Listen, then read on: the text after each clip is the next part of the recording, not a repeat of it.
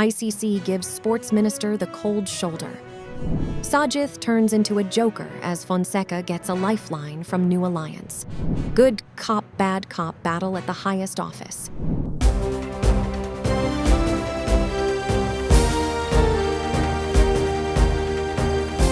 The leader, දේශයට මග කියන ප්‍රවෘත්ති පෙළගැස්ම.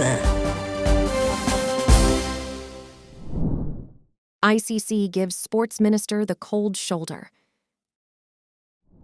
Angry Indian fans dashed their television sets following their team's defeat in the Cricket World Cup final. Team members had to be given top security. But here in Sri Lanka, fans are not like that. Maybe they need to show a bit more concern to keep the authorities in check. In the end, Sri Lanka got a suspension.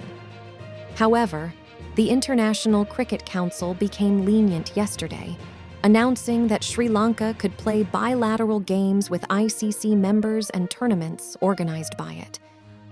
SLC's Deputy Secretary Krishantha Kapuwada said this permission was granted on a request made by its president Shami Silva at the ICC meeting in Ahmedabad. But Sri Lanka's hosting right for the Under-19 World Cup in 2024 has been transferred to South Africa. The ICC also decided to control its funding for the SLC. It is unhappy over political interference in affairs of the SLC. A day before the ICC meeting, President Ranil telephoned Indian Cricket Secretary Jay Shah. Minister Haran was the mediator. Jay Shah is the son of Amit Shah, a Narendra Modi confidant and BJP big shot. The president also called Shami on Monday. He asked that the ICC be informed of a cabinet decision not to appoint interim committees for sports associations. Top ICC officials answered Haran's phone call, but did not answer the sports minister's calls. As such, 2 members of the interim committee the sports minister had appointed had gone to India with a message from him. But they did not even get an appointment from the ICC officials. The ICC board has decided only to recognize the democratically elected SLC and Shami as the representative. That means, unlike the ministers, Shami is close to the ICC. In the meantime, SB is now in the game. He says that if elected the sports minister, he will resolve cricket issues within 1 week in consultation with the ICC. The sports ministry and Sri Lanka cricket should cooperate to resolve their issues, he also says. So SB is ready. But Roshan is not going to yield without a fight. The president will not change the minister either. This debacle could have been prevented had anyone been there to advise Roshan not to act in haste. Sajith turns into a joker as Fonseca gets a lifeline from New Alliance. Just like the youth described it during Aragalaya, Parliament has become a place of jokers. What happened yesterday is ample proof for that. When the opposition leader was making a speech under standing orders, government MPs surrounded him and snatched the file from which he was reading.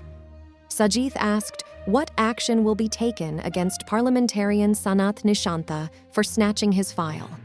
Samara Wikrama from Polonnaruwa, too, is involved. Important letters have been stolen which he cannot do without. The speaker, too, is responsible, he went on saying. At the same time, he said he feared no one and was ready to face anyone on his own, accusing them of being a pack of jackals. Does it mean he has become a loner? That is a serious matter considering he is the leader of the opposition. It is worse for a politician to become a joker than a traitor. That is because even a traitor has his die-hard loyalists. For a joker, that will be the end. It is well known that the field marshal, who is also the chairman of Sajith's party, is aiming to be a common candidate at the next presidential election. Some days ago, a big man in the New Alliance was having a chat with Fonseca. Don't leave SJB. See what happened to Champika? Stay there. Sajith will not contest. He has become a joker. If Ranil does not contest, we do not have a good candidate to field. Madam has indicated Champika could fill the void, but the minor parties are against it. So, if you remain in the SJB, we can give our support to you, he told Fonseca. It seems that Fonseca has taken that promise very seriously. Good cop, bad cop battle at the highest office. A politician from the South who has become close to the man at the top is bringing various projects for state sponsorship. However, another senior official with close links to the top man and administrative authority over affairs at the highest office rejects all these by a single stroke of the pen. This has become a grave concern for those who try to bring in projects with ulterior motives. Worried most by this is one chap from Gale, from the same party. Most of the projects he had brought have been rejected. Without a second look, the top man passes everything to the senior official to do the needful.